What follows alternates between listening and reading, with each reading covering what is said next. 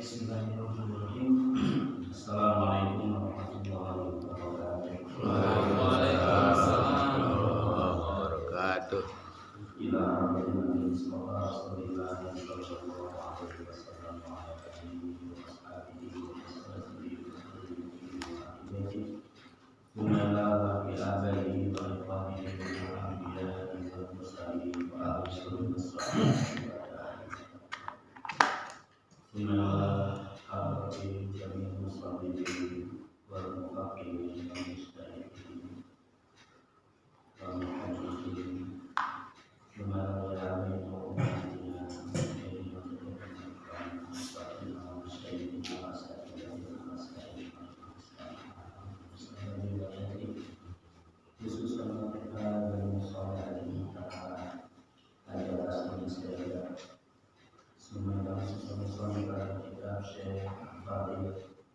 Salam semua akal ini berkasih Allah. Usul maqam syai'in la ilaha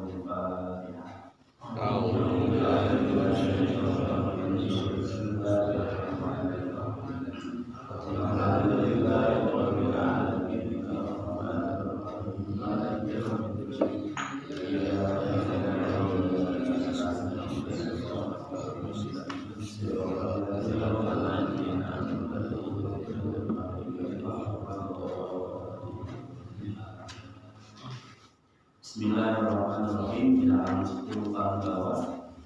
Faslun syurut sholati samaniyatun. Bab ini menjelaskan tentang syarat-syarat sahnya sholat. Kita berikan nama dulu. Syurutu syarat-syaratnya. Syarat-syarat sahnya. As-sholati sholat. Syarat-syarat sahnya sholat. Samaniyatun itu ada 8. Samaniyatun itu ada 8. Yang pertama, thaharatul hadatsaini, suci dari dua hadas besar dan kecil. Suci dari dua hadas dalam kurung besar dan kecil. Suci dari dua hadas besar dan kecil. Yang kedua, wat-thaharatu 'anil najasati, suci dari najis. Wat-thaharatu dan suci 'anil najasati, dari najis. Fistaubi, pada pakaian. Fistaubi, pada pakaian. Wal badani, badan. Wal badani, badan. Wal makani, dan tempat.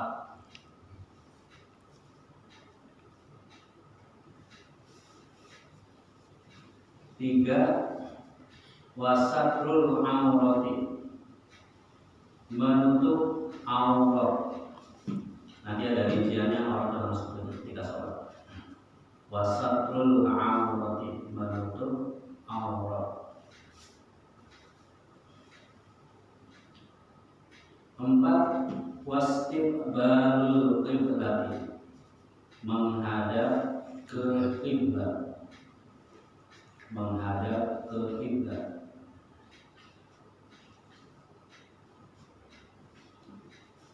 5, wadukhulul waktu, masuknya waktu.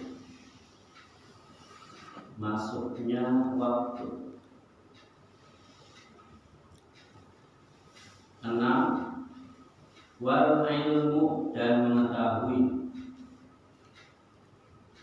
Bifardiyatiha, dengan rukun-rukunnya sholat. Wa ilmu, dan yang nanti wa ilmu, dan mengetahui bifardiyatiha, dengan rukun-rukunnya sholat. Yang ketujuh, wa an la ya'taqida, dan tidak meyakini. Wa an la ya'taqida, dan tidak meyakini. Fardun, salah satu rukun. Salah satu rukun. Min furudiha, dari rukun-rukunnya sholat. Dan tidak meyakini salah satu rukun dari rukun-rukunnya sholat. Sunnatan, sebagai sunnah, sebagai sunnah. 8. Wajtinabu, dan menjauhi. Wajtinabu, dan menjauhi. Al-mubtilati, hal-hal yang membatalkan sholat, dan menjauhi hal-hal yang membatalkan sholat.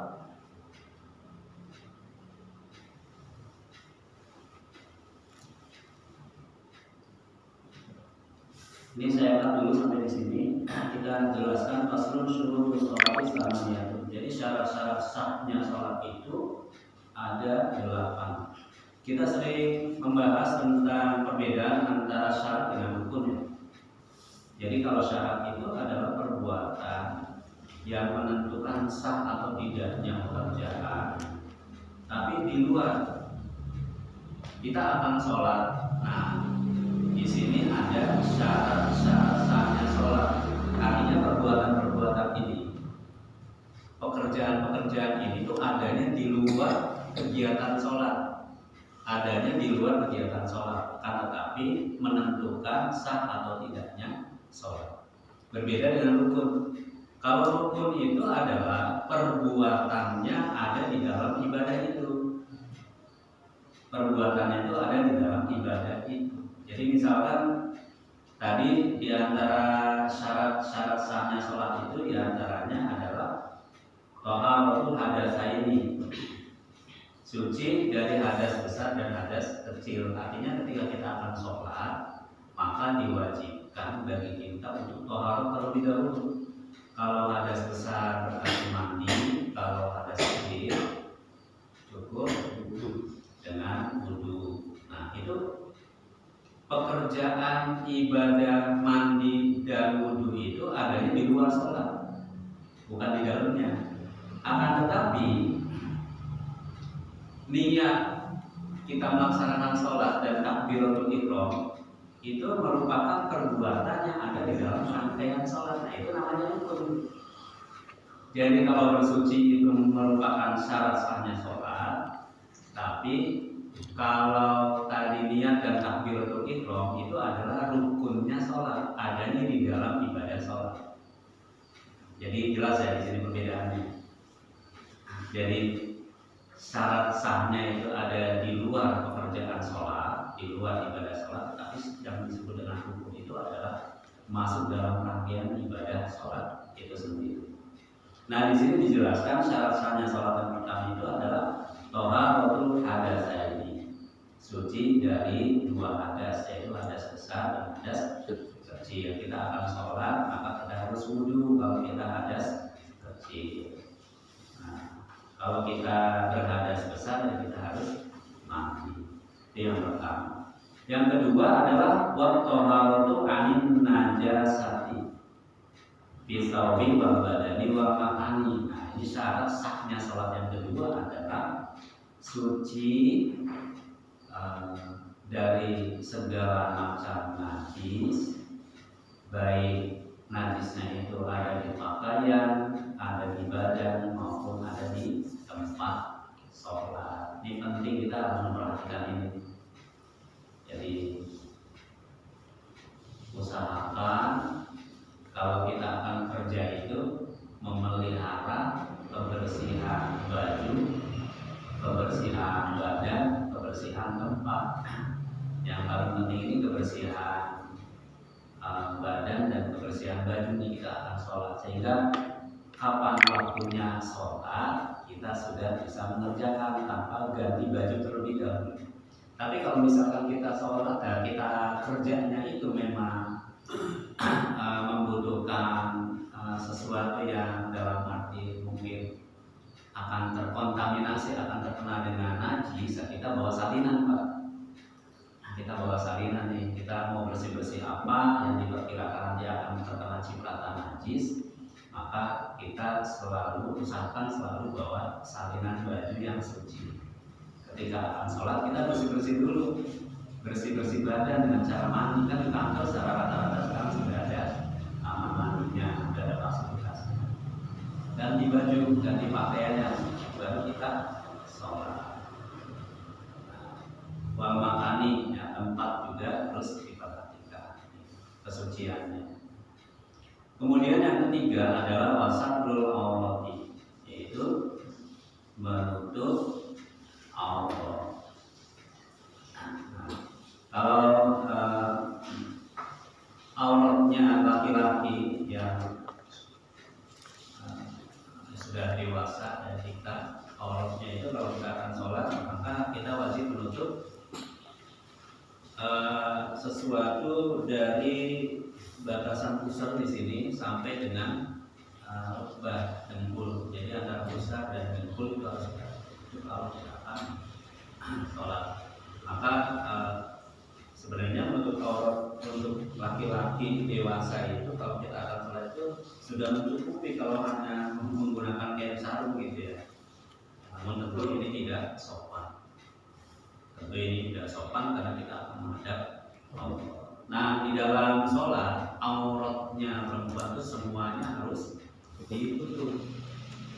Semuanya dari ujung rambut sampai ujung kaki harus ditutup, kecuali muka dan telapak tangan.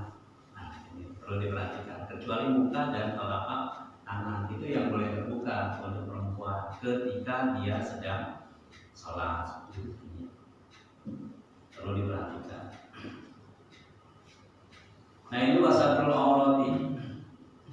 Yang keempat, syarat sahnya sholat itu adalah wastiqbalul qiblati, yaitu menghadap ke arah kiblat. Nah, secara rata-rata di sini sekarang baik masjid maupun mushola itu sudah mendirikannya dengan mengarahkan ke arah kiblat itu dengan teknologi, biasanya dengan kompas atau dengan penghitungan yang canggih. Apalagi di Google Maps juga sekarang sudah tersedia. Kita lagi mau sholat nih, tapi kita sulit menemukan arah kiblat karena kita sudah mungkin posisi lagi nginep di villa atau di hotel gitu yang tidak ada fasilitas masjidnya. Nggak ada juga kita cari-cari arah kiblatnya. Bagaimana kita mencari arah kiblat? Pakai kompas kalau bisa, dengan menggunakan handphone kita. Pakai HP, usahakan mencari ke arah kiblat dengan teknologi kalau kita sedang ada teknologi. Kalau tidak ada bagaimana? Zaman dulu ada cara mencari arah kiblat dengan melihat ke arah terbit matahari dan tenggelamnya. Itu juga bisa. Atau dengan melihat rasi bintang. Nah, adapun syarat di sini menghadap ke kiblat, ke Ka'bah yang benar-benar syaratnya itu benar-benar melihat Ka'bah itu adalah bagi orang yang sedang berada di Masjidil Haram yang tidak ada penghalang antara dia dengan Ka'bah, maka wajib, benar-benar wajib melihat menghadap ke arah kiblat, nggak boleh mencong, apalagi membelakangi. Namun selain dari itu, bagi orang-orang yang jauh dari Ka'bah yang berhalangi, maka masalah kiblat ini adalah penentuannya tentu dengan ijtihad, yaitu dengan sungguh-sungguh kita mencari arah kiblat baik dengan ilmu pengetahuan maupun teknologi, dengan iptek, ilmu pengetahuan dan teknologi. Ini syarat yang keempat, istiqbalul kiblat. Yang kelima adalah wadukhulul waqti, yaitu telah masuknya waktu. Kita akan sholat, Pak. Syarat sahnya sholat itu adalah telah masuk waktunya sholat. Telah masuk waktunya sholat. Ini wabil khusus adalah sholat sholat yang fardu 5 waktu telah ditentukan waktunya. Inna sholata kanat 'alal mu'minina kitaban mawquta. Rincian waktunya itu nanti ada bahasanya besar kesini. Jadi ketika kita akan sholat perlu kita perhatikan masuknya waktu. Di zaman sekarang juga bisa menggunakan handphone. Kita mau sholat subuh nih, kita bisa lihat sholat subuh kita sekarang 34:35 misalkan. Itu kita bisa melihat. Maka kita akan melaksanakan sholat sunnah fajar dan sunnah-sunnah sebelum fajar ya, masih masuk waktu sholat malam, kita bisa menentukan. Nah ini waduhulul waktu. Jadi syarat yang kelima adalah telah masuknya waktu. Yang keenam wal ilmu bi fardiyatiha. Ini yang berapa? Yang keenam nih, mengetahui rukun-rukunnya sholat. Nah ini wal ilmu bi fardiyatiha, mengetahui rukun-rukunnya sholat. Jadi syarat sahnya sholat adalah kita tahu yang mana yang rukun, yang mana yang sunnah. Nah, yang mana yang rukun, yang mana yang sunnah harus kita pahami, harus kita tahu. Ini merupakan syarat sahnya sholat. Yang ketujuh, Allah yang tidak fardhon min furudiha sunnatan. Jadi yang ketujuh ini merupakan lanjutan dari yang keenam, yaitu Allah yang tidak meyakini fardhon min furudiha, suatu rukun dari rukun-rukunnya sholat, sunnatan sebagai perbuatan sunnah. Kita niat Pak, niat kemudian takbiratul ihram. Kita harus meyakini bahwa niat dan takbiratul ihram itu adalah rukunnya sholat. Sebab kapan kita meyakini bahwa sunnah dan takbiratul ihram itu adalah sunnah, niat dan takbiratul ihram itu adalah sunnah, maka sholat kita tidak sah.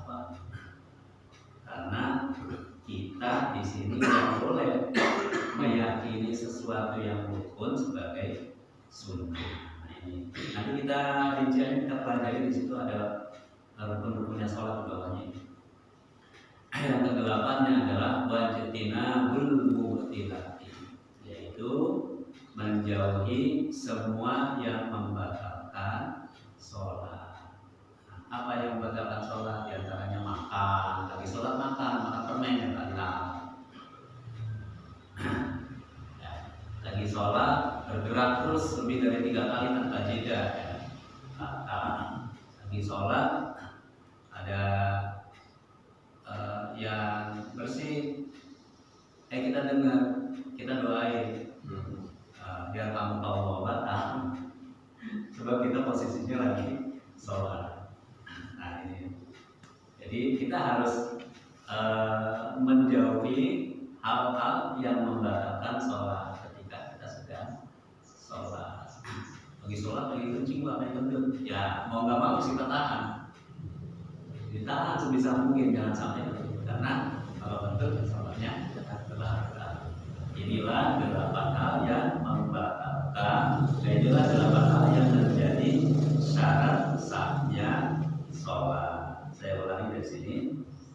Jadi syarat sahnya sholat itu ada 8. Yang pertama, thaharatul hadatsaini, suci dari hadas besar dan hadas kecil.